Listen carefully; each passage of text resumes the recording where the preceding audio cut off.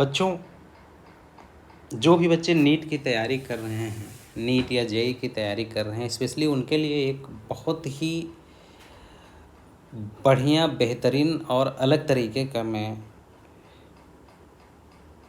Package लेकर, package बोले तो फ्री पैकेज, इसमें तो कोई चार्ज नहीं है। मैं थोड़ा सा एक आपको एलाबोरेट करना चाहता हूँ। जो भी बच्चे, जो भी स्टूडेंट इस वीडियो को देख रहे हैं, उनको सबसे पहले तो मैं बताना चाहता हूँ कि जितने भी बच्चे हैं जो भी तैयारी करते हैं, सबसे बड़ी प्रॉब्लम क्या है कि कोचिंग, कहीं ना कहीं कोचिंग ज्वाइन किए हैं, कोचिंग में फिर नोट्स बनाते हैं, फिर बुक पढ़नी होती है, नोट्स, बुक, बिना बुक पढ़े खाली नोट सफिशिएंट नहीं है। किसी भी कोचिंग का नोट्स इतना सफिशिएंट नहीं है कि आप उससे कोई एग्ज़ाम क्वालिफाई कर सके। और सिर्फ बुक पढ़ के भी आप नहीं क्वालिफाई कर सकते, क्योंकि बुक में बहुत कुछ दिया है, उसको पूरा समझना मुश्किल होता है। उसके लिए ज़रूरत होती है ट्यूटर की, एक इंस्ट्रक्टर की और एक टीचर की। तो सिर्फ book, only book insufficient, only notes insufficient, इन दोनों को एक साथ लाने के लिए मैं जो वीडियो बनाऊंगा उसमें आपकी बुक होगी, और बुक के साथ साथ आपका नोट्स भी उसी बुक में इन्वॉल्व होगा। साथ में आपका इंस्ट्रक्टर मैं। होता क्या है कि बच्चे इतने आलसी होते हैं कि खुद से किसी भी अच्छे से अच्छे कोचिंग का नोट आपको मिल जाए, आप खुद से नहीं पढ़ोगे। कोई कितनी अच्छी से अच्छी बुक मिल जाए, सेल्फ एक्सप्लेनेटरी होगी, बहुत अच्छे से समझाया गया होगा, फिर भी आप नहीं पढ़ेंगे।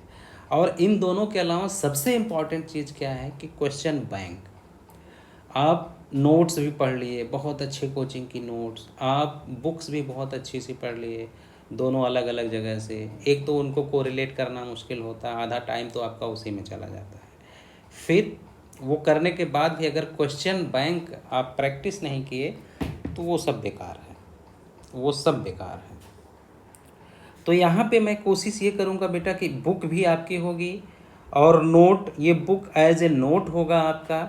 और तीसरा, मैं एज एन इंस्ट्रक्टर आपको, आपका ट्यूटर, आपका होम ट्यूटर, जैसे घर पे आपका हाथ पकड़ के कोई आपको पढ़ा रहा है।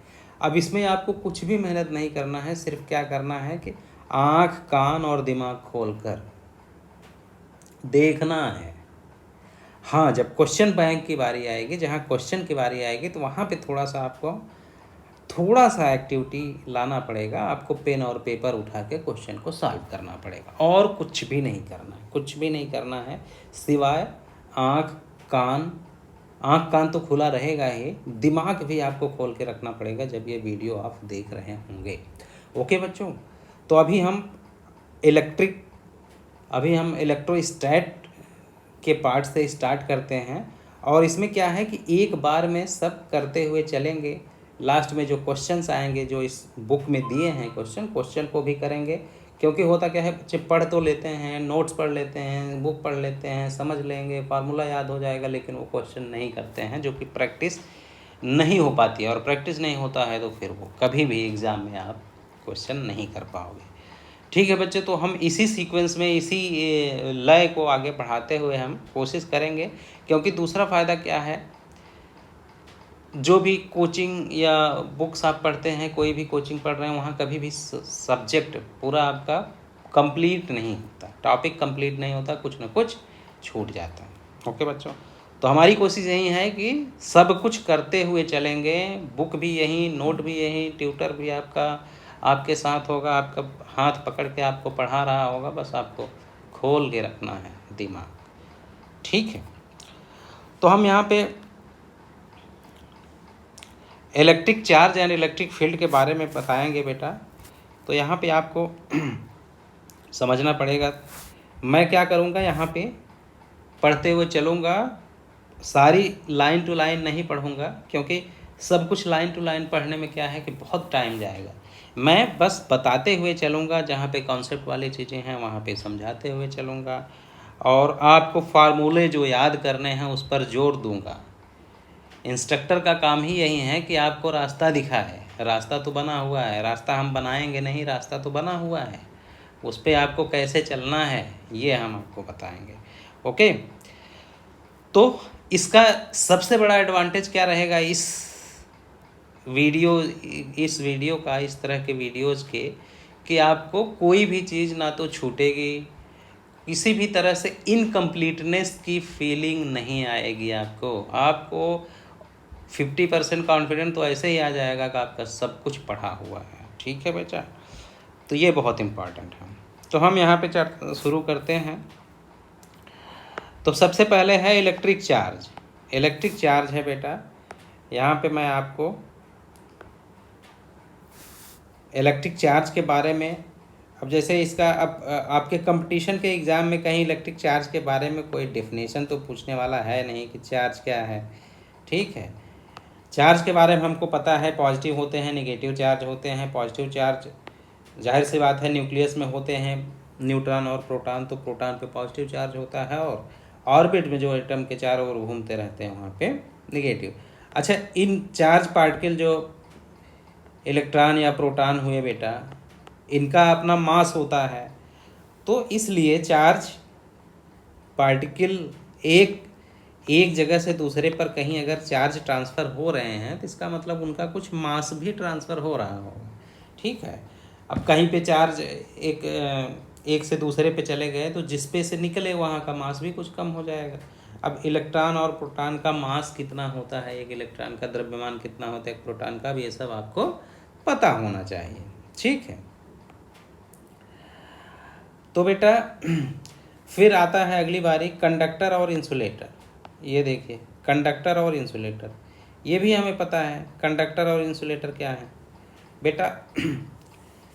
जिसमें materials which allow electricity to flow, materials which allow electric charge या electricity to flow freely through, conductor हो गए। और जिसमें डू नॉट अलाउ, तो वो क्या हो गया, नॉन कंडक्टर या इंसुलेटर हो गया। ठीक है, तो जाहिर सी बात है प्लास्टिक, रबर, ये सब क्या हैं, इंसुलेटर्स हैं, नॉन कंडक्टर। इंडक्शन चार्ज अभी हम आपको आगे बता रहे हैं। अब देखिए अगला हेडिंग क्या है, मेथड्स ऑफ चार्जिंग। ठीक है, चार्जिंग के मेथड्स क्या हैं। चार्ज कैसे बनते हैं हमको पता है, इलेक्ट्रॉन प्रोटॉन होते हैं। ठीक है, अब किसी मेटल को, जो भी कंडक्टर है, उनको चार्ज कैसे करेंगे, मेथड्स ऑफ चार्जिंग। ओके, तो मेथड्स ऑफ चार्जिंग क्या क्या हो सकते हैं बेटा। पहला है बाय फ्रिक्शन, फ्रिक्शन है पहला बता रहे हैं, फ्रिक्शन। जाहिर सी बात है यार, हम लोग कितनी बार देखे हैं कि प्लास्टिक की चीज़ें या पेन उन कभी हम लोग हमारे कपड़े में या कहीं से वो घिस जाता है, स्पेशली प्लास्टिक की चीज़ें, या कई बार हम लोग कॉम्ब, अपना प्लास्टिक की कॉम्ब से हेयर सही करते हैं, उसके बाद वो उसमें चटचटाने की आवाज़ आती है और उसमें वो चार्ज हो जाते हैं। तो यहाँ पे सिंपली आपको कंपटीशन के पॉइंट से आपको बस याद रख लेना है। इंपॉर्टेंट क्या है, आप याद क्या रखोगे बेटा। अब देखो कौन पॉजिटिव होगा कौन निगेटिव होगा। ग्लास रॉड को सिल्क के साथ अगर रब करोगे तो ग्लास पॉजिटिव होगा। ग्लास है, रॉड है यार, रॉड है कोई, ठीक है, और सिल्क का कोई कपड़ा है, तो रॉड है, सॉलिड चीज़ है, तो सॉलिड वाला क्या हो जाता है, पॉजिटिव हो जाता है, सिल्क वाला क्या है, नेगेटिव हो जाता है। ठीक है, और ऊल, तो क्योंकि एनसीईआरटी में केवल इन्हीं दो का एग्जांपल ग्लास रॉड और ऊल के बारे में लिखा है, तो हमें लग रहा है यही दो आप याद भी रखोगे। तो ऊल और एम्बर, तो ऊल और एम्बर को जब रब करेंगे तो ऊल क्या हो जाता है, पॉजिटिव हो जाता है, और एम्बर निगेटिव हो जाता है। तो यही दो चीज़ आपको याद रखना है। तो ग्लास रॉड वाले में ग्लास और सिल्क का ही सबसे इम्पॉर्टेंट है, तो इसमें ये तो आपको याद रहना चाहिए। तो मेरा पढ़ाने का पर्पज़ क्या है बेटा, कि यहीं पे सारी चीज़ें आपकी क्लियर कर दे चलूँ, क्योंकि दोबारा आपको टाइम मिले या न मिले, हो सकता है आपको टाइम न मिले, इसलिए कह रहा हूँ। तो क्या करोगे, अब आप क्या करोगे, आंख बंद कर लोगे। अब जैसे देखो ग्लास रॉड और सिल्क, दोनों को रब किया तो ग्लास रॉड पॉजिटिव हो गया, सिल्क नेगेटिव। आंख बंद करके एक बार आप बोल दीजिए अपने मन में, glass rod positive, silk negative, wool negative, amber positive. ठीक है, तो ये आपको मतलब ये है कि अच्छे से याद रहे। मान लो सिल्क मतलब छोटे छोटे सिल्क का कोई कपड़ा है या इस तरह का वो हो गया, लेकिन वहीं ऊल है, सिल्क है तो निगेटिव होता है और ऊल है तो पॉजिटिव हो जाएगा। ठीक है, एम्बर उसके साथ जो है वो निगेटिव होगा। ठीक, बाकी अगर आपको ये भी याद हो जाता है तो बहुत अच्छी बात है। फर एबोनाइट रॉड, फर पॉजिटिव हो जाता है, एबोनाइट। ड्राई हेयर आपका पॉजिटिव होता है, कॉम नेगेटिव हो जाता है। तो इस तरह की चीज़ें। ठीक है, तो यहाँ पे अब देखने में आपको एक चीज़ ये भी मिल रहा है कि ये नॉन कंडक्टर वाली चीज़ें हैं, सिल्क है, प्लास्टिक है, ग्लास रॉड है। तो यहाँ पे क्या होता है कि electric charge remains confined only to the rubbed portion of non conductor. तो जहाँ पे रब हुआ है वहीं पे चार्ज रहते हैं, वो दूसरी जगह कंडक्टर पे नहीं जाएंगे। ठीक है, अगर वहीं कंडक्टर होता तो चार्ज पूरी तरह से फैल जाते। तो एक बाई फ्रिक्शन हुआ, दूसरा मेथड क्या है बेटा, कंडक्शन। कंडक्शन क्या है, सिंपल सा कंडक्शन मतलब यार, सपोज दैट जाहिर सी बात है कोई भी एक ये चार्ज मान लो है, स्फीयर है। ठीक है, अब यहाँ पे एक अनचार्ज्ड है, ये अनचार्ज है। तो इसको जब कनेक्ट करोगे तो इस पे से चार्ज उस पर तो भागेंगे ही, इस पे से चार्ज उस पर भागेंगे, तो कुछ तो इस पे आएंगे ही। ठीक है, तो क्या हो जाएगा, अब बाद में इसको हम कट कर दें तो क्या हो जाएगा, कुछ चार्ज इस पे आ गए, कुछ इस पे आ गए। तो ये हो गया कंडक्शन। ओके, तो यहाँ पे वही दिया है कि a charged and an uncharged bodies are brought into contact then separated. The two bodies में अब ऐसा नहीं कि दोनों पे बराबर जाएगा चार्ज। हम कह रहे हैं एक बड़ा हो, एक छोटा हो, एक इतना बड़ा है और एक इतना बड़ा है। ठीक है, अब इसको वायर से कनेक्ट करोगे तो ऐसा नहीं कि आधा इस पे चार्ज आ जाएगा। वो तो कितना भी आ सकता है, कम ज़्यादा, वो डिपेंड किस पे करेगा, साइज पे। वो भी मैं आगे बताऊंगा, कितना बड़ा साइज है उस पर डिपेंड करेगा। अब देखिए, अगर टू बॉडीज आर आइडेंटिकल हैं, दोनों बराबर हैं, then two charges will be equal. तो साइज पर ही कैपेसिटी या कैपेसिटेंस उसका डिपेंड करता है। तो वो अभी आगे आपको बताएंगे। साइज जिसका जितना बड़ा होगा उसकी कैपेसिटी चार्ज रखने की, होल्ड करने की उतना ज़्यादा होगी, यानी कैपेसिटेंस ज़्यादा होगा तो उस पर चार्ज ज़्यादा आ सकते हैं। ठीक है, the potential of two bodies, यहाँ पे इंपॉर्टेंट क्या है, ये देखो बहुत इंपॉर्टेंट लाइन है। The potential of two bodies will always be in the same. ठीक है, दो बॉडीज अगर कनेक्टेड हैं बेटा, दो अगर कनेक्टेड हैं तो पोटेंशियल क्या होगा, बड़ा छोटा हो सकता है। इसको मैं आपको एक्सप्लोर करके बता देता हूँ।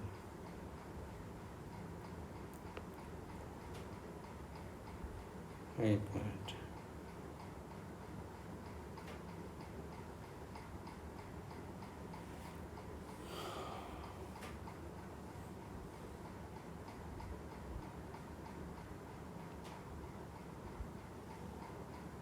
इसको आपको एक्सप्लोर करके बता देता हूँ। देखो, इसमें क्या कह रहे हैं कि अगर एक इतना बड़ा है और एक इतना बड़ा है, सपोज दैट, चार्ज हो या अनचार्ज, एक चार्ज है एक अनचार्ज है। अब इनको हम अगर कनेक्ट कर दिए किसी भी वायर से, तो इस पे मान लो प्लस क्यू था, इस पे प्लस क्यू आ गया, चार्ज बराबर नहीं है। ठीक है, इसको मैं Q1 बोलूँ प्लस Q1 और इसको क्या कर दूँ प्लस Q2। ठीक, चार्ज बराबर नहीं है इस पे, लेकिन क्या होगा, यहाँ पे वही बोल रहे हैं कि charge Q1 is not equal to Q2, क्योंकि ये किस पे डिपेंड करता है,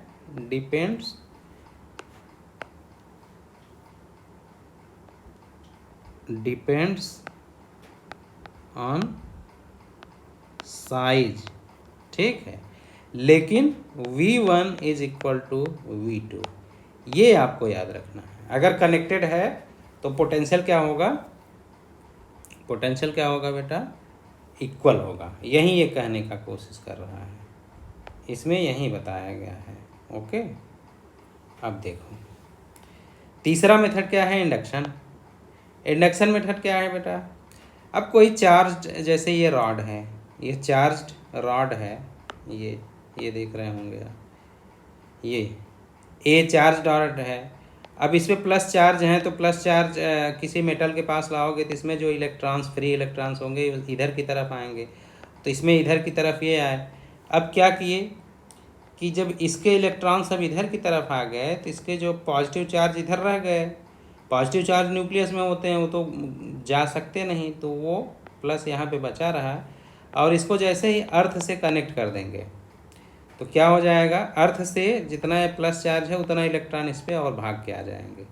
तो इधर तो निगेटिव था ही, इधर भी क्या हो गया, न्यूट्रल हो गया।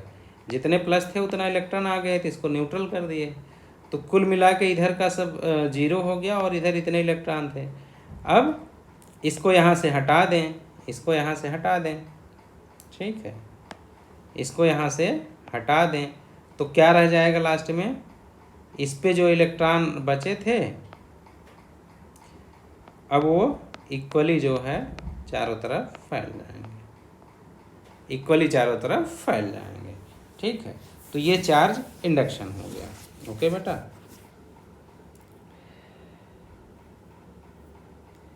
तो यहाँ पे एक इम्पॉर्टेंट चीज़ क्या है कि अर्थ के बारे में आपको जो है, अर्थ क्या है ये मैं आपको बता दूं। अनलिमिटेड अर्थ जो है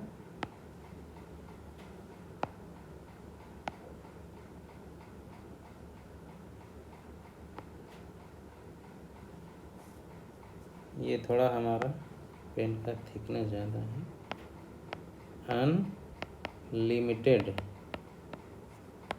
सोर्स ऑफ चार्ज। अर्थ क्या है, अनलिमिटेड सोर्स ऑफ चार्ज है। मतलब यह है बेटा कि अर्थ से चाहे जितना चाहे उतना चार्ज वो दे सकता है और ले भी सकता है, ठीक है। अर्थ जितना चाहे उतना चार्ज ले सकता है और दे भी सकता है, अनलिमिटेड। ओके बेटा, तो ये है। ठीक, आगे बढ़ें। तो आपको समझ में आ गया समरी। चार्ज क्या हुआ, चार्ज पॉजिटिव नेगेटिव आपको पता है, मास एसोसिएटेड होता है। बाकी चार्ज, अब फिर इंसुलेटर और कंडक्टर की बात हो गई। इंसुलेटर कंडक्टर क्या है, जो जिसमें फ्री इलेक्ट्रॉन हो, चार्ज को फ्लो करने दें, कंडक्टर हो गए। बाकी इंसुलेटर हो गए। चार्जिंग कौन से मेथड्स हैं, फ्रिक्शन, कंडक्शन और इंडक्शन। फ्रिक्शन में क्या हुआ, ग्लास रॉड है तो पॉजिटिव होगा, सिल्क होगा तो नेगेटिव होगा, ओके। और ऊल है तो पॉजिटिव होगा और एम्बर है तो नेगेटिव होगा। कंडक्शन मेथड बता दिया, वायर को जोड़ देंगे तो चार्ज इक्वली जा सकते हैं या नहीं, वो साइज पे डिपेंड करता है। लेकिन पोटेंशियल हमेशा क्या रहेगा, पोटेंशियल हमेशा, ये याद रखना है आपको, पोटेंशियल हमेशा इक्वल रहेगा अगर कनेक्टेड है। और अर्थ क्या है, अनलिमिटेड सोर्स ऑफ चार्ज है। ओके, इतना समझ में आ गया। आगे बढ़ते हैं। अब अगला पार्ट है प्रॉपर्टीज ऑफ चार्ज। ठीक है, चार्ज की प्रॉपर्टीज क्या है ये। तो जाहिर सी बात है, अब देखिए सिंपल सा, सिमिलर चार्ज है तो रिपेल करेंगे, डिसिमिलर चार्ज है तो अट्रैक्ट करेंगे। इसमें कुछ रॉकेट साइंस जैसा नहीं है, ये सबको पता है। दूसरा पार्ट क्या है, charged body attracts light uncharged bodies due to polarization of uncharged body. अब कोई अनचार्ज्ड बॉडी है, अब देखो, अब जैसे इस एग्जांपल में देखो, ये चार्ज है, इस पे प्लस क्यू चार्ज है। ठीक है, प्लस क्यू चार्ज है बेटा, तो अब कोई मेटल, ये कंडक्टर है, ये कंडक्टर होना चाहिए, यहाँ पे जो है ये कंडक्टर रहेगा, तभी ये, अब ये कंडक्टर है, क्या होगा इस पे क्या होगा, अब ये इसके पास लाए तो इसके इलेक्ट्रॉन सब इधर की तरफ आ गए इंड्यूस होके। अब इलेक्ट्रॉन इधर आ गए तो अब ये अट्रैक्ट तो करेगा, इसके प्लस इसके इलेक्ट्रॉन को अट्रैक्ट करेंगे क्योंकि अपोजिट चार्ज है। ये जो पार्ट है ये रिपेल करेगा, ये भी इधर करेगा। ठीक है, अब देखो दोनों तरह से, ये जो प्लस वाले हैं ये भी, ये प्लस और ये प्लस, ये रिपेल करेंगे और ये अट्रैक्ट करेंगे। ओवरऑल ये जो है रॉड है या जो भी है, तो ये क्या होगा, इधर की तरफ अट्रैक्ट होगा। वही कह रहा है चार्ज बॉडी अनचार्ज बॉडीज को, जबकि इस पे पहले से चार्ज नहीं था, ये अनचार्ज था, दूर से हम लाए इसके पास तो इस पे इंड्यूस हो गया चार्ज और अट्रैक्ट हो गया। Charge is conserved. ठीक है, ये point, charge neither created nor destroyed, ये बहुत इंपॉर्टेंट है, ये आप सबको पता है। जैसे मास और एनर्जी के बारे में आइंस्टीन ने बताया था कि मास क्या होता है, न तो क्रिएट किया जा सकता है न तो ख़त्म किया जा सकता है, एनर्जी या मास। लेकिन उसमें क्या है, उसमें एक चीज़ है कि एनर्जी को मास में कन्वर्ट किया जा सकता है। यहाँ पे चार्ज में क्या है, चार्ज को ना तो क्रिएट कर सकते हैं ना तो नष्ट कर सकते हैं और ना ही एक दूसरे में कन्वर्ट कर सकते हैं। ठीक है, ये केवल ट्रांसफ़र होते हैं एक जगह से दूसरे जगह में, तो कंजर्व होता है। कहीं भी इलेक्ट्रॉन प्रोटॉन या जो भी वो टूटेंगे या वो होंगे, मतलब पॉजिटिव से निगेटिव, निगेटिव चार्ज इस तरह का हो सकता है। जैसे न्यूट्रॉन टूटता है तो कई बार प्रोटॉन बनेगा तो साथ में इलेक्ट्रॉन भी बनेगा, क्योंकि वो न्यूट्रॉन से बना है। तो न्यूट्रॉन पे जीरो चार्ज होते हैं तो इक्वल प्लस और इक्वल माइनस बनेंगे। ठीक है, तो जैसे इलेक्ट्रॉन और ये बना, या कोई गामा एनर्जी पार्टिकल जिसका वो है, वो टूटता है, पेयर प्रोडक्शन और पेयर इंडक्शन जब उस पर जाएंगे मैग्नेटिक उसमें, तो आपको बताएंगे पेयर्ड एनहिलेशन प्रोसेस। ठीक है, एक पॉजिट्रॉन और एक इलेक्ट्रॉन, पॉजिट्रॉन मतलब पॉजिटिव इलेक्ट्रॉन, ये दोनों मिलके इलेक्ट्रोमैग्नेटिक रेडिएशन गामा बनाते हैं। और गामा जिसकी एनर्जी अगर इससे ज़्यादा है तो वो पेयर प्रोडक्शन करता है। आगे मिलेगा सब। Charge is unaffected bye motion, charge is unaffected bye motion क्यों, क्योंकि यहाँ पे इम्पोर्टेंट क्या है कि आइंस्टीन वाला जो ये मैं बताया हूँ एनर्जी वाला, E is equal to mc², यहाँ पे मास में डिफरेंट है। मास में क्या होता है कि मास मोशन के साथ चेंज होता है। अब यहाँ पे मैं थोड़ा सा ये कर लूँ,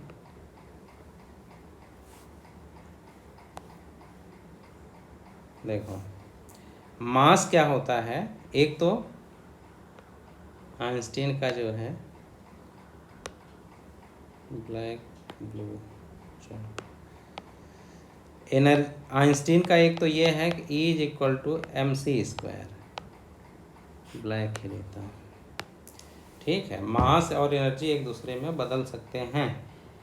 दूसरा चीज़ क्या है, मास जो होता है किसी चीज़ का वो बदलता रहता है। M not by 1 minus v square by c square,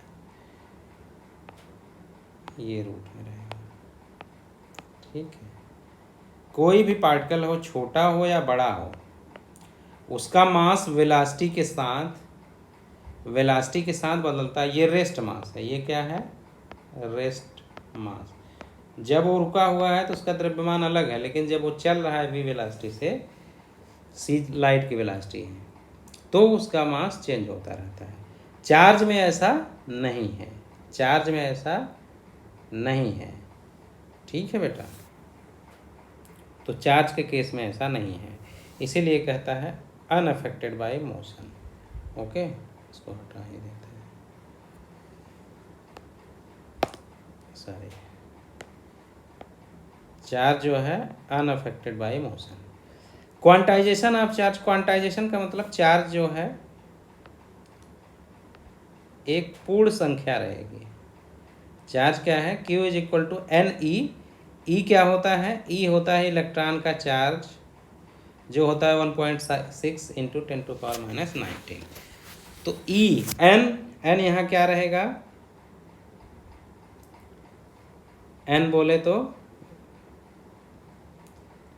1 2 3, मतलब एन क्या होगा, ये एन क्या होगा 1 2 3 4 5 इस तरह से। लेकिन एन नहीं होगा क्या, 1/2 3/2 5/2 3/4 6/, मतलब इस तरह का फ्रैक्शन में नहीं होगा, फ्रैक्शन में नहीं होगा, कंप्लीट नंबर होगा। ठीक है, कंप्लीट नंबर, तो ये होता है। ओके, और चार्ज की प्रॉपर्टी क्या है, तो यहाँ पे लिखा है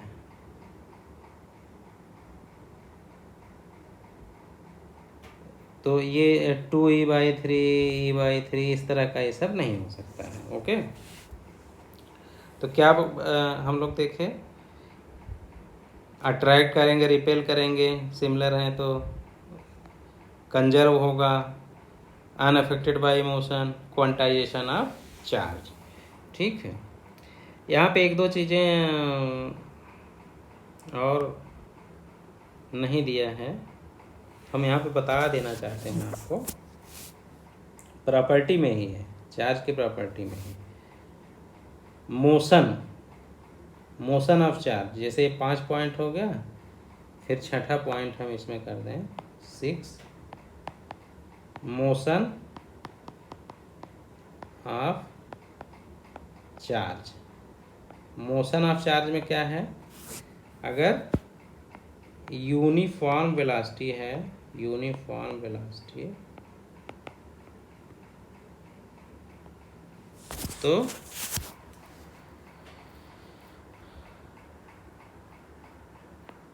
मतलब इलेक्ट्रिक फील्ड यूनिफॉर्म वेलोसिटी है और रेस्ट पे है, रेस्ट पे कोई चार्ज है तो इलेक्ट्रिक फील्ड, जाहिर सी बात है चार्ज कहीं पे कोई रखा है तो इलेक्ट्रिक फील्ड और मैग्नेटिक फील्ड रहेगा। लेकिन वहीं अगर एक्सेलरेटेड है, एक्सेलरेटेड, तब वहाँ पे क्या हो जाएगा, इलेक्ट्रिक फील्ड, मैग्नेटिक फील्ड और electromagnetic radiation, electromagnetic wave generate होगा, इलेक्ट्रोमैग्नेटिक वेव जनरेट होगा। ये एक एक्स्ट्रा पॉइंट है। ठीक है बेटा, अब देखो, अब आ गया कूलॉम्स लॉ। कूलॉम्स लॉ सबको पता है बेटा, दो चार्ज अगर Q1 Q2 रखे हैं, r डिस्टेंस पे रखे हैं, तो उनके बीच जो फोर्स लगने वाला है वो फोर्स लगता है जो है 1/4πε0 Q1 Q2 बटे r²। यहाँ पे 1/4πε0 जो होता है, 1/4πε0, इसको अब यहाँ पे एक इम्पॉर्टेंट आता है वर्ड, जो आपको याद रखना पड़ेगा, रिलेटिव परमिटिविटी ऑफ मीडियम या डाइलेक्ट्रिक कांस्टेंट। एक्चुअली जो मेन फार्मूला होता है वो क्या होता है, 1/4 पाई एप्सिलॉन नॉट के, ठीक है, एप्सिलॉन नॉट के, या हम ऐसे कर दें, मेन फार्मूला अगर हम कायदे से लिखें तो क्या लिखेंगे, कूलॉम का फार्मूला जो आपको याद रखना है वो क्या लिखोगे, फोर्स, क्या लिखोगे बेटा, F is equal to 1/4 pi epsilon not, epsilon not हटा दे रहे हैं,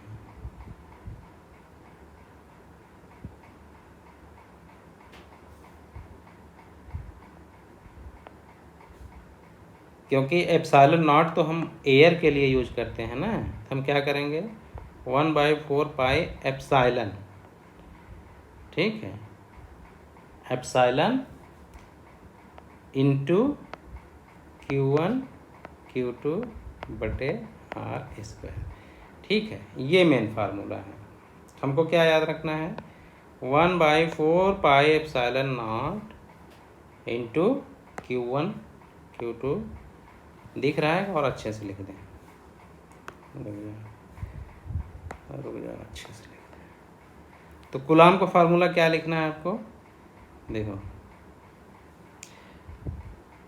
मैं यहाँ से इसको आपको अच्छे से दिखा देता हूँ।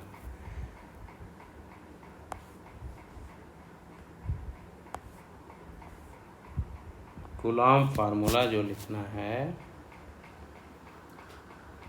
वो आप ऐसे याद करो, F is equal to 1/4 pi epsilon into Q1 Q2 by R square, ठीक, ओके। ऐसा क्यों, ऐसा इसलिए ऐसा, अब यहाँ पे देखिए एप्सिलॉन क्या है, मैं बता रहा हूँ, एप्सिलॉन क्या है, permittivity of medium between two charge. ये Q1 था, ये Q2 है, ये R डिस्टेंस है। अब मान लीजिए यहाँ हवा नहीं, कोई मीडियम है, तो उसकी परमिटिविटी है, वो कितना परमिट करता है इलेक्ट्रिक फील्ड को, इलेक्ट्रिक फोर्स लगाने को, तो उसको परमिटिविटी बोलते हैं। अब ये हम तो हवा के लिए एप्सिलॉन नॉट लिख देते हैं, एयर के लिए, हवा के लिए, वैक्यूम के लिए, लेकिन कोई मीडियम है तो उसके लिए एप्सिलॉन बोलोगे। अब यहाँ पे एक टर्म आता है एप्सिलॉन आर, ठीक है, एप्सिलॉन आर जो होता है, यहाँ पे एक टर्म आता है एप्सिलॉन आर, इसको क्या बोलते हैं, relative permittivity, relative permittivity epsilon r जो होता है ये किसके बराबर होता है, एप्सिलॉन आर ये होता है उस मीडियम की जो परमिटिविटी है, मीडियम की जो परमिटिविटी है बटे जो एयर की परमिटिविटी है, ठीक है। तो इसीलिए इसी को भी के बोलते हैं, के का मतलब डाइलेक्ट्रिक कांस्टेंट, ठीक है। तो डाइलेक्ट्रिक कांस्टेंट हो जाता है मीडियम, तो यानी कि एप्सिलॉन आर जो होता है इसी को के बोलते हैं।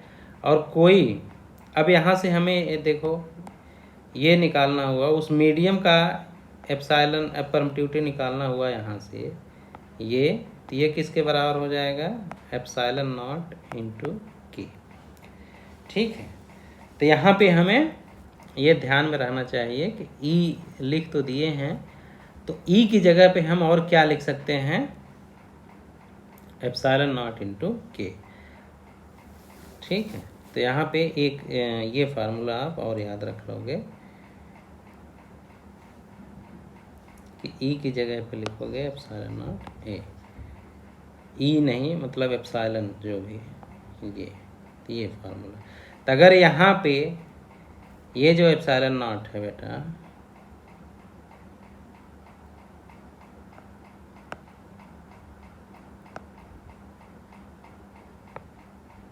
ठीक है,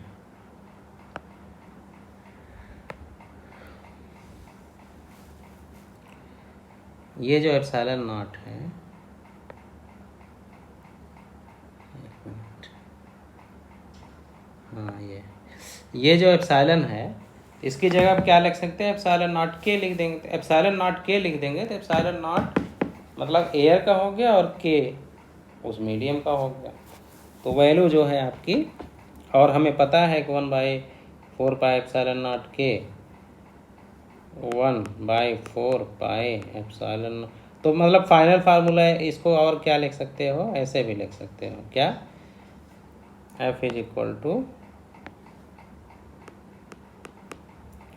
1/4 पाई एप्सिलॉन नॉट के इंटू Q1 Q2 बटे R स्क्वायर।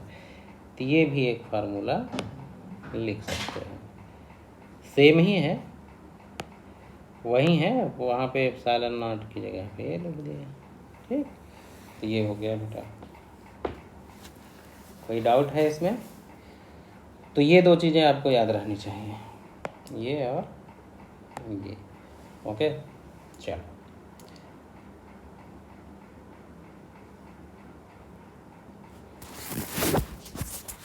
अब देखिए, तो ये इतनी जो राम कहानी है ये सब वहीं समझाया है, यहाँ से यहाँ तक जो भी ये सब चीज़ें हैं वहीं समझाया है। तो फाइनली आप जो है यहाँ पे एक चीज़ आपको यही समझना है कि एप्सिलॉन आर जो होता है,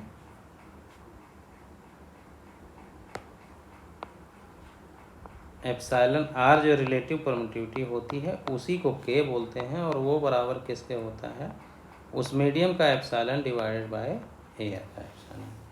ठीक है, ऑलरेडी यहाँ पे दिया हुआ है। ठीक, तो एक तरह से देखें तो नीचे फार्मूले में के आ रहा है। ठीक है, फार्मूले में ये डाइलेक्ट्रिक कांस्टेंट नीचे आया, तो यानी कि कोई भी मीडियम उसमें डालेंगे जिसका डाइलेक्ट्रिक कांस्टेंट एयर से ज़्यादा होगा। अब एयर का देखिए यहाँ पे, तो ये आप याद करने की ज़रूरत नहीं है, बस इतना याद रखना है कि एयर का क्या होता है, 1 होता है ये, और मेटल का जो है इन्फिनाइट होता है। ये दो चीज़ याद रखना है, एयर का 1, मेटल का इन्फिनाइट, बाकी सबका उसके बीच में।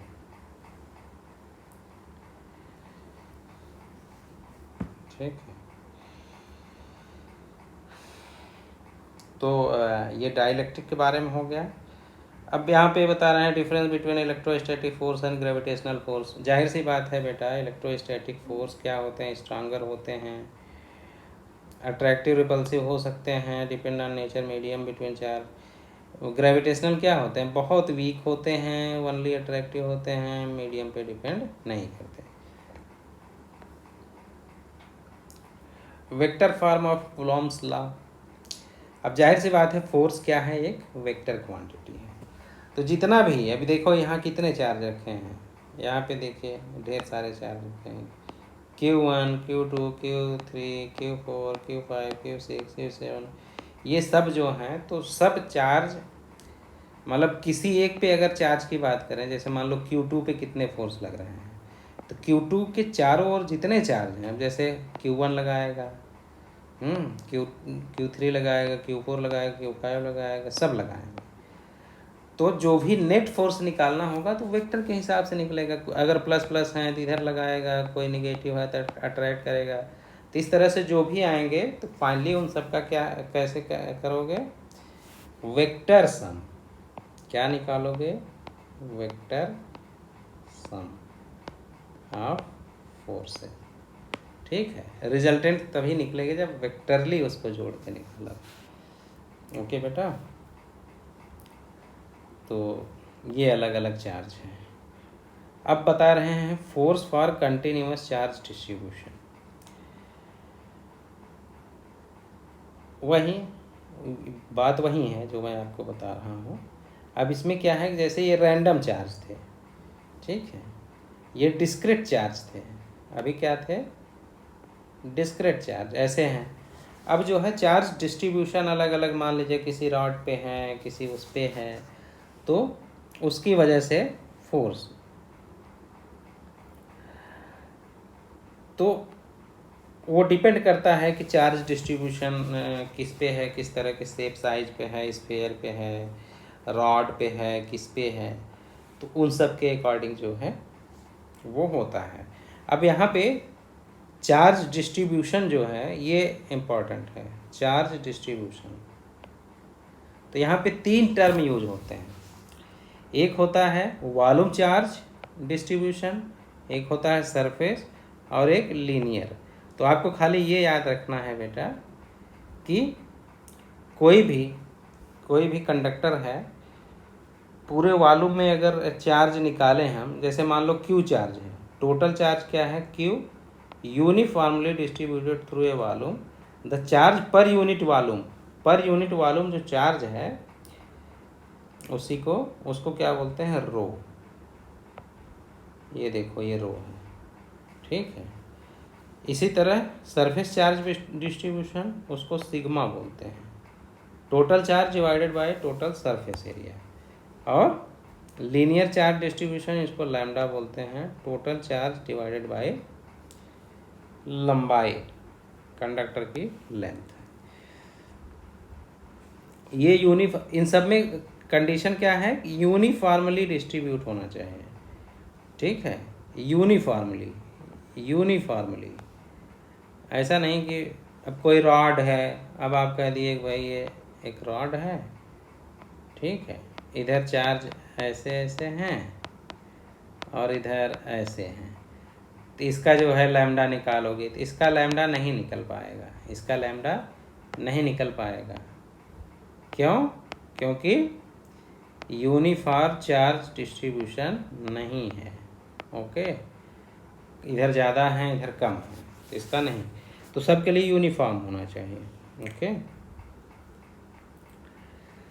अगर नॉन यूनिफॉर्मली है तो उसके लिए जाहिर सी बात है, निकालने के लिए आपको कैलकुलस का सहारा लेना पड़ेगा, d q by d v, d q by d a, d q by d l. ठीक, चलो बाकी इधर ये सब पॉइंट जो है, जो भी फोर्स आएंगे अलग अलग, फाइनली जो है नेट फोर्स हम निकाल लेंगे। Net force resultant x y में है परपेंडिकुलर, तो ऐसे निकालेंगे, उनके बीच का एंगल निकालना होगा। अब यहाँ पे अगला पॉइंट आता है calculation electric force in some situation. अब अलग अलग फोर्स हैं बेटा, अब जैसे ये एग्जांपल दिए हैं, मान लो Q1 है, ये Q1 यहाँ पे रखा है, यहाँ पे प्लस Q है, यहाँ पे Q2 है। अब कोई बोले रिजल्टेंट फोर्स ऑन Q, इस पे रिजल्टेंट फोर्स कितना लगेगा, तो सब प्लस प्लस हैं, ये भी प्लस है, ये भी प्लस है, या माइनस है, मान लो सपोज दैट माइनस है प्लस जो भी है, इसमें ये अट्रैक्ट हो रहा है, ठीक है। तो Q1 पे फोर्स अगर तो Q1 Q2 के बीच मान लो Q1 इसको रिपेल करेगा, इसको भी रिपेल करेगा, तो दोनों का रिजल्टेंट फोर्स, अब दो परपेंडिकुलर वेक्टर हैं, उनका रिजल्टेंट वेक्टर कैसे निकाल लोगे, इसमें कोई समझने वाली बात नहीं है। Force due to linear charge distribution, ये सब नहीं आने वाला है, ये एक्स्ट्रा दे दिया है जो कि जेई नीट के लिए स्पेशली है। ओके बेटा, तो हम यहाँ पे कूलॉम्स लॉ के बारे में समझ गए। तो कूलॉम्स लॉ के बारे में हमें दो ही फार्मूला याद रखना है, क्या, एक तो F is equal to main formula, अगर लिखना हो तो क्या लिखोगे, अगर कोई मीडियम है जिसका परमिटिविटी एप्साइलन है, तो या तो F is equal to 1/4 pi epsilon not, epsilon not नहीं, 1/4 पाई एप्साइलन लिखो। अगर एप्सिलॉन नहीं लिखोगे तो वहाँ पे क्या लिखोगे, epsilon not K, epsilon not K लिखो या epsilon not epsilon r, relative permittivity. Epsilon r और के सेम चीज़ है, तो उस मीडियम का डाइलेक्ट्रिक कांस्टेंट के हो गया, तो किसी मीडियम का के अगर बढ़ जाएगा तो उनके बीच फोर्स कम हो जाएगा, घट जाएगा तो ज़्यादा हो जाएगा। तो ये जो पॉइंट दिया है कीप इन मेमोरी, ये वही सब दिया है। ओके,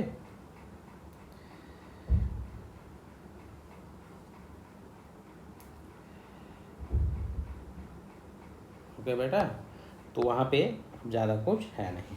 बाकी एग्जांपल्स हैं, if we supply charge to a soap bubble then it will expand. जाहिर सी बात है बेटा, सोप बबल है, सोप बबल है,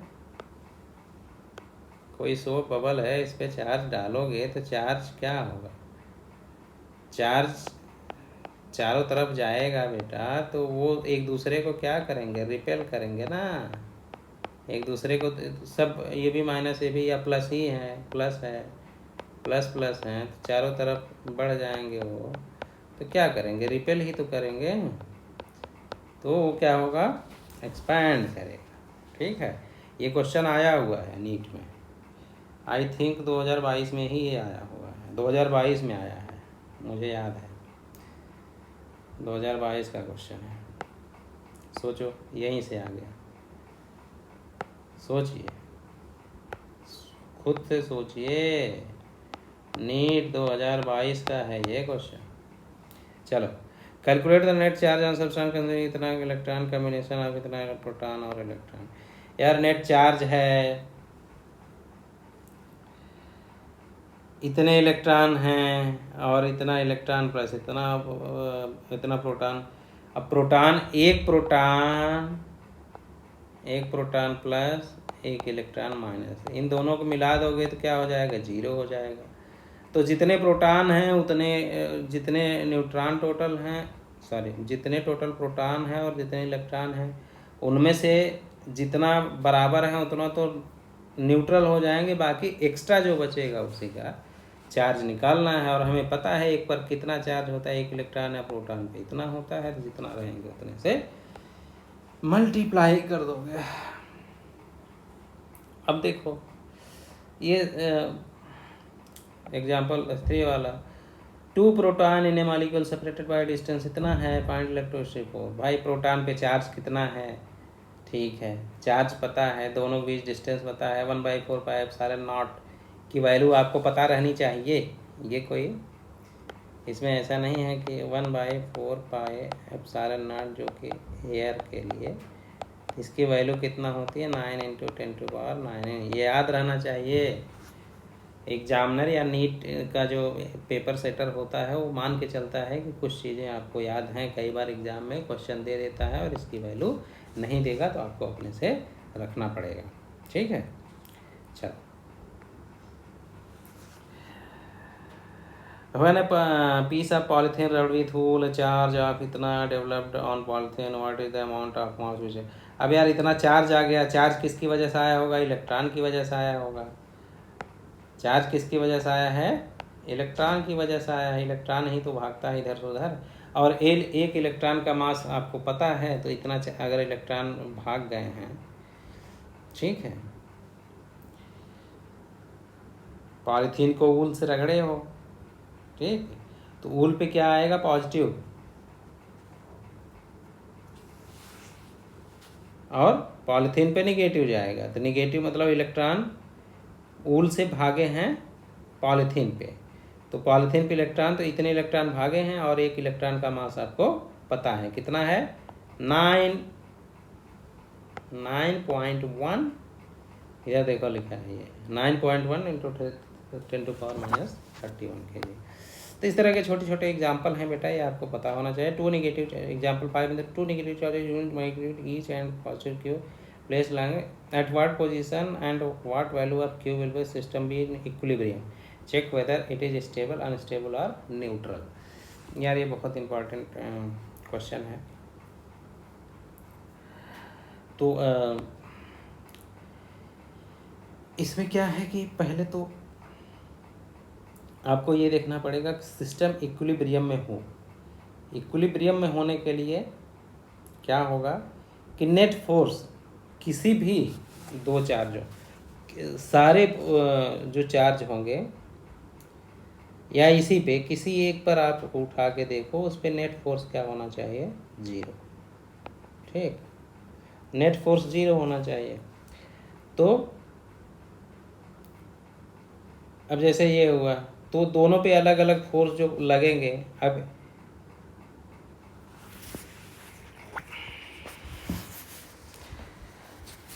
नेट फोर्स 0 होना चाहिए।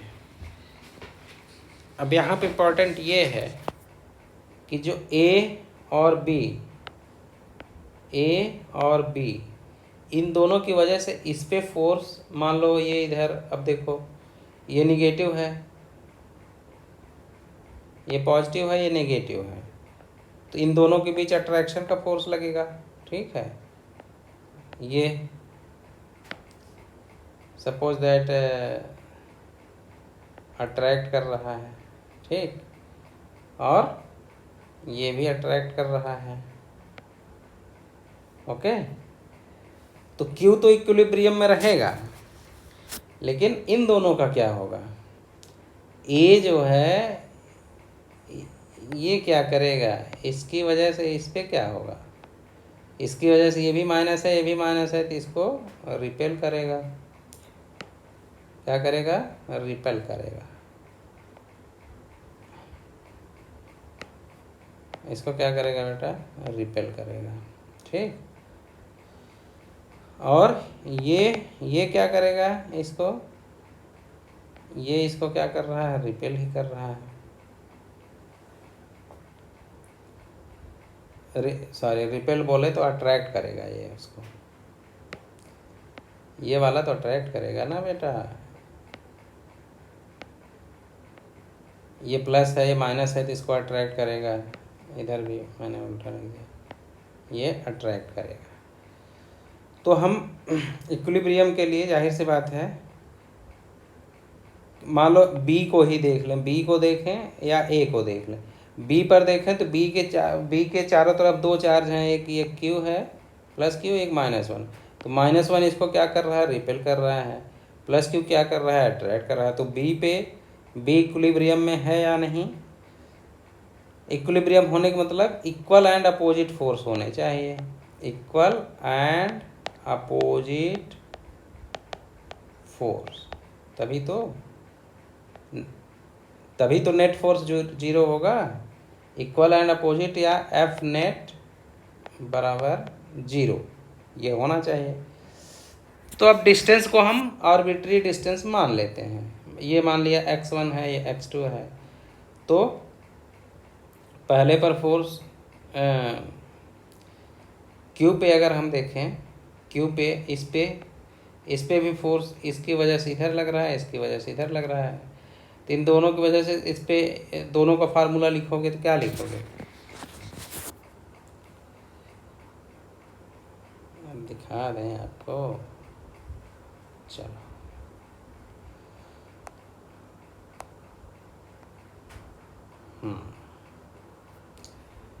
अब देखो बेटा,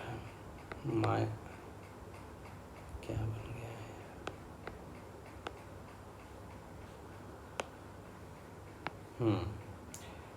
-1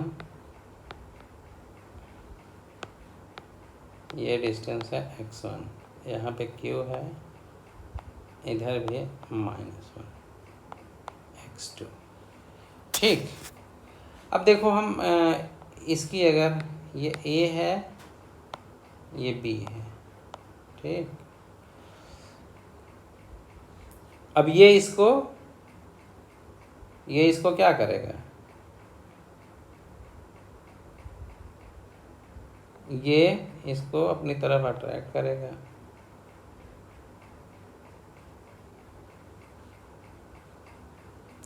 या ये, ठीक है, इसकी वजह से इस पे फोर्स देखें तो क्या करेगा, ये इसको अपनी तरफ खींचेगा,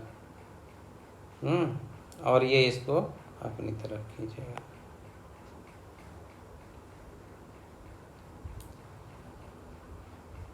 इस पे हम फोर्स देख रहे हैं, ये इसको अपनी तरफ खींचेगा और ये इसको अपनी तरफ खींचेगा, ठीक है, और ये इसको उधर की तरफ धक्का देगा, ठीक।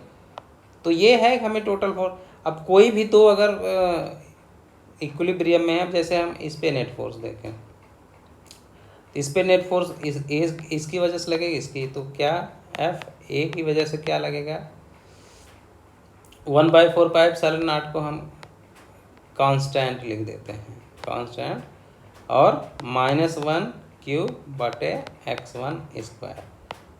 एफ बी जो लगाएगा फोर्स वो भी K-1Q/x2²।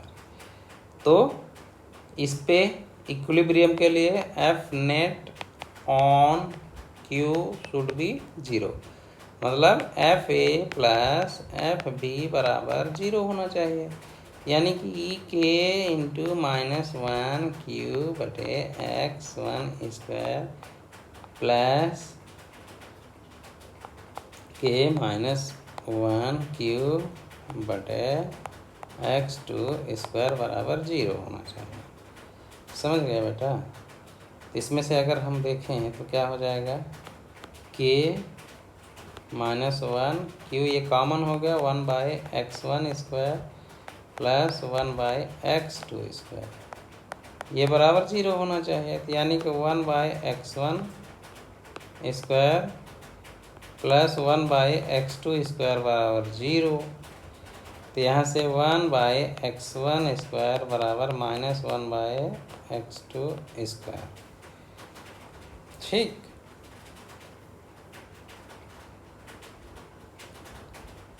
ठीक है ना? तो इसका मतलब हुआ कि x1 बराबर x2, x1 बराबर x2। तो सीधी सी बात है कि दो चार्ज हैं, अब यहाँ भी सेम एक है, यहाँ भी 1 है, तो उनके बीच बीचों बीच रखोगे, मिड में रखोगे, तभी वो इक्विलिब्रियम में रहेगा। दूसरा, अब इस पर भी चेक करना है, एक ए और बी में से किसी एक पर नेट 0 होना चाहिए, तो देख लो।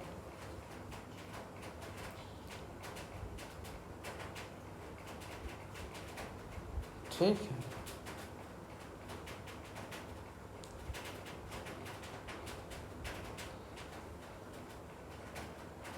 अब क्या करोगे, तो इसको जब पॉइंट लोगे बेटा, इसको, अब इसको हम अगर वो करें तो इस पर इसकी वजह से फोर्स लगेगा और इसकी वजह से, तो इसकी वजह से इधर लग रहा है, इसकी वजह से इधर लग रहा है, तो कितना कितना लगेगा। पहले ए की वजह से क्या फोर्स लगेगा,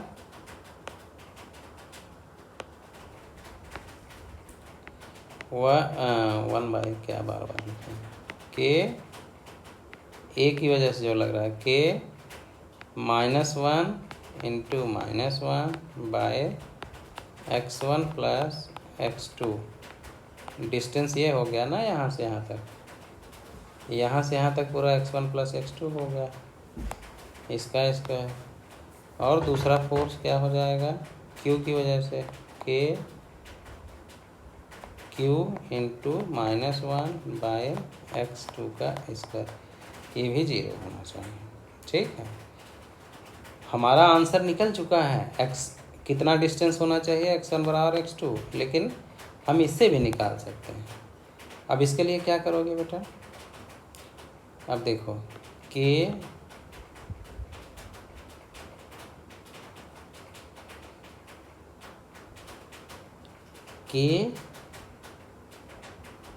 और -1K तो कॉमन हो गया, यहाँ पे आया 1/x1 plus x2² plus Q/x2², okay.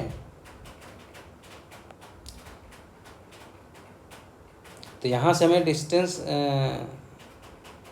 तो ये 0, तो ये सॉल्व आप करोगे तो यहाँ से भी हमको ये थोड़ा कॉम्प्लिकेटेड होगा, ओके, ये थोड़ा क्या होगा, कॉम्प्लिकेटेड होगा।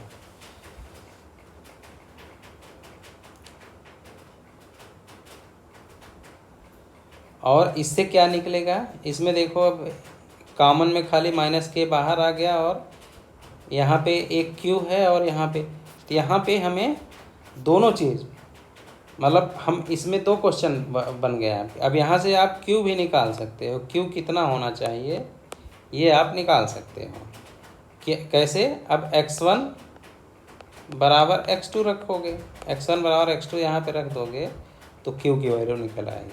तो मतलब ये क्वेश्चन बहुत इम्पॉर्टेंट है, ठीक है।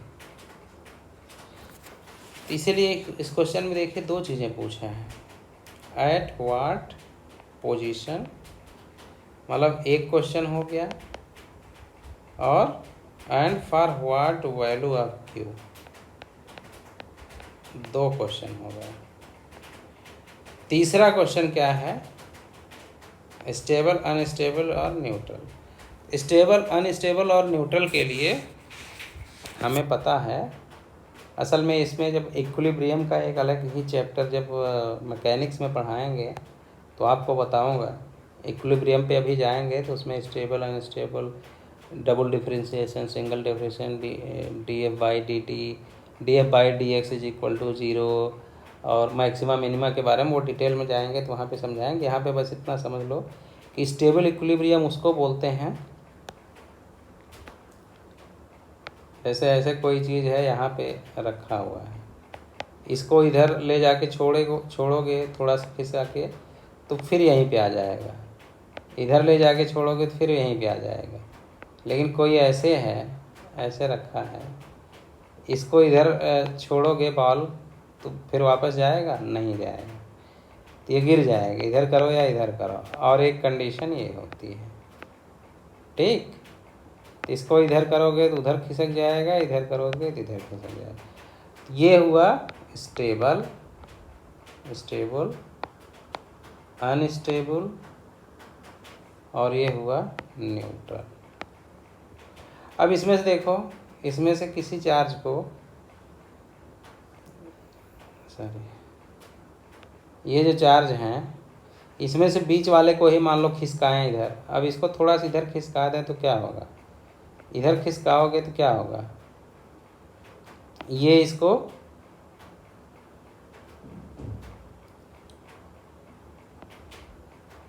ये अगर इसको अट्रैक्ट करेगा तो ये इसको अट्रैक्ट, इधर खिसकाओगे तो और ये खींच लेगा ना, ये भी अट्रैक्ट कर रहा है लेकिन ये डिस्टेंस बढ़ जाएगा तो इसका फोर्स कम हो जाएगा, इसका ज़्यादा हो जाएगा तो खींच लेगा उसको अपनी तरफ, ठीक है बेटा।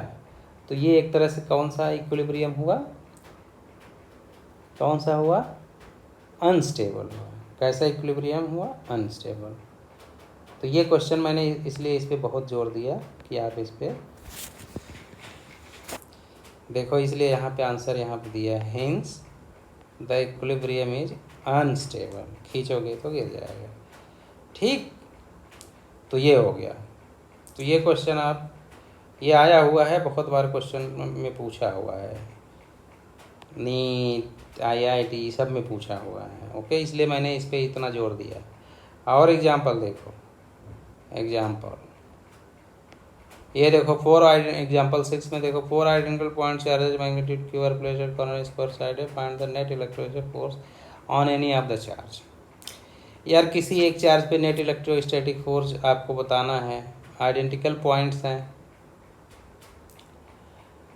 और ईच मैग्नीट्यूड सब पे चार्ज सेम है, सब जगह पे चार्ज सेम है, Q Q Q Q.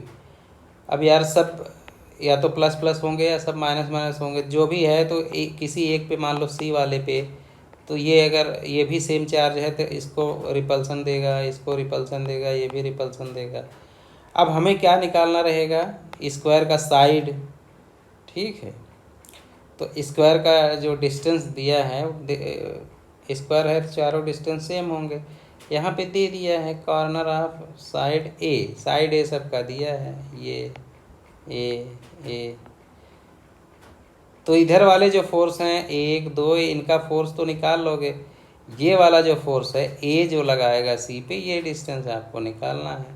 Perpendicular triangle है अगर बेटा ये ऐसे, तो क्या ये डिस्टेंस नहीं निकाल लोगे, √a² प्लस √a², क्या आ जाएगा, a√2 आ जाएगा। तो ये डिस्टेंस निकल गया।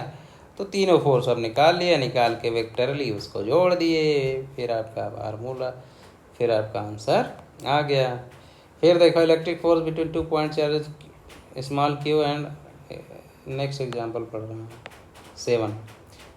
2 पॉइंट चार्ज है एक small Q and capital Q और rest is F. If a new charge, if a charge minus q placed next to q, what will be the force on capital Q due to q and total force on q। ठीक है बेटा, इसमें कह रहा है कि दो charge है, एक ये है और एक ये है, दोनों रेस्ट पे हैं, दोनों के बीच फोर्स F लग रहा है। अब a new charge -q place next to q। अब यहाँ पे बता रहे हैं कि इधर ही कहीं एक -q रख दिए, -q।